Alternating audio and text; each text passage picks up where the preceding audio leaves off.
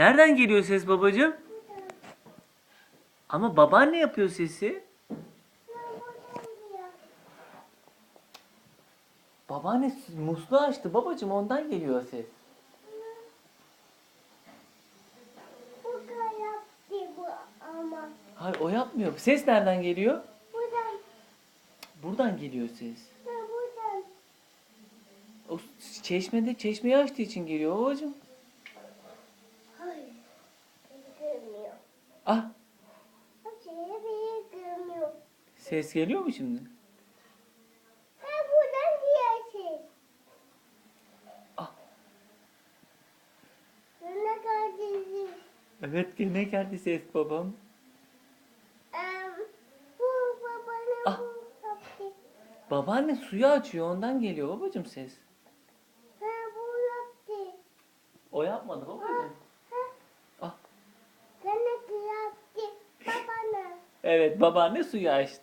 Bunu yaptı. Onu da mı yaptı babaanne? Bunu gitti. Gitti ses.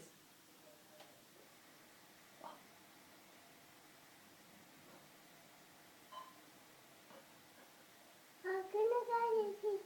Evet, gene geldi ses babam.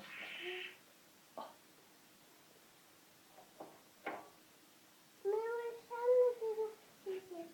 Baba ne yaptı bunu? Yavaş. Ay. Ay. Ay. Güzel. Kızı gitti. Evet. Ah. Bak bak. Baba ne? Kardeş bu ana yaptı. Ses nereden geliyor? Su sesi. Sana verdi. Sana verdi. Nereye?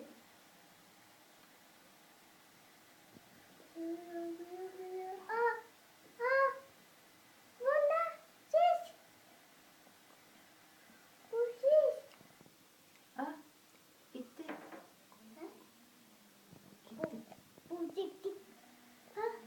Gene geldi.